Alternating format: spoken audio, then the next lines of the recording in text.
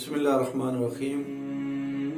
رجب المرجب کا بابرکت مہینہ، اس مہینے کے اندر میرے اور آپ کے کریم آقا علیہ الصلوۃ والسلام کو اللہ کے حضور، اللہ کی زیارت کا شرف نصیب ہوا، جسے عرف عام میں معراج النبی صلی اللہ علیہ وآلہ وسلم کہا جاتا ہے۔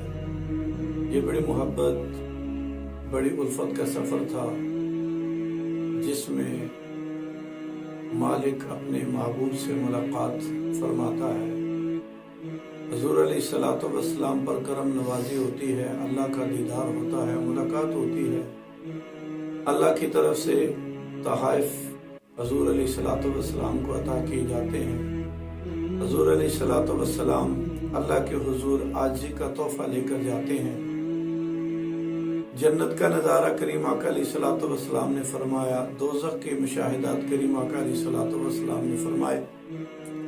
پھر ان مشاہدات کو نبی کریم علیہ الصلوۃ والسلام نے بیان فرمایا اس امت کی اصلاح کے لیے۔ ان مشاہدات میں سے ایک مشاہدہ نبی کریم علیہ الصلوۃ والسلام نے فرمایا اور امت کو آ کے بتایا کہ یہ بیماری ہے، اس سے تم نے بچنا ہے، نہیں تو تمہارے اوپر اللہ کا عذاب ہوگا۔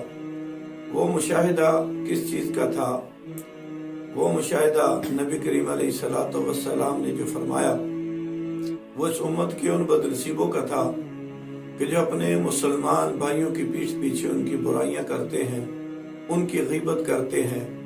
آئیے اس مشاہدے کا احوال آپ کے سامنے رکھتا چلوں کہ نبی کریم علیہ الصلوۃ والسلام نے غیبت کرنے والوں کا کیا حال دیکھا، اور میرے لیے اور آپ کے لیے اس کے اندر کیا درس عبرت ہے۔ کریم آقا علیہ الصلوۃ والسلام فرماتے ہیں کہ میرا گزر ایک ایسی قوم سے ہوتا ہے کہ جس کے پہلوؤں سے گوشت کاٹا جا رہا تھا اور پھر ان کے منہ میں اسے ڈالا جا رہا تھا اور انہیں کہا جا رہا تھا کہ اسے تم کھاؤ۔ اللہ نے ان پر جو عذاب مسلط فرمایا تھا وہ یہ تھا کہ ان کے جسم کا حصہ کاٹا جاتا، انہیں مجبور کیا جاتا کھاؤ۔ نبی پاک فرماتے ہیں میں نے یہ مشاہدہ دیکھا، جسم کا حصہ کاٹا جا رہا ہے، انہیں مجبور کیا جا رہا ہے۔ میں نے سوال کیا جبرائیل یہ کون بدنصیب ہیں کہ جو اپنے ہی جسم کا حصہ کاٹ کر کھانے پر مجبور ہیں؟ تو نبی کریم علیہ الصلوۃ والسلام کی بارگاہ میں جبرائیل امین عرض کرتے ہیں یا رسول اللہ، یہ آپ کی امت کے وہ بدنصیب ہیں جو لوگوں کو ان کے منہ پر تانے دیتے تھے اور پیٹھ پیچھے ان کی غیبت کرتے تھے، تو گویا یہ مردار کا گوشت کھاتے تھے۔ اللہ تعالیٰ نے ان پر یہ عذاب مسلط کر رکھا ہے۔ جو لوگ دنیا میں لوگوں کو تانے دیتے ہیں، جو لوگ دنیا میں اپنے مسلمان بھائی کے پیچھے اس کی غیبت کرتے ہیں، اس کی برائیاں کرتے ہیں، گویا وہ بدبودار گوشت کھا رہے ہوتے ہیں۔ نبی کریم علیہ الصلوۃ والسلام نے مشاہدہ میرے اور آپ کے سامنے رکھا اور ہمیں یہ پیغام پہنچا دیا، خبردار اپنے مسلمان بھائی کی پیٹھ پیچھے اس کی غیبت نہ کرنا۔ یہ برائی ہمارے اندر عام ہو چکی ہے۔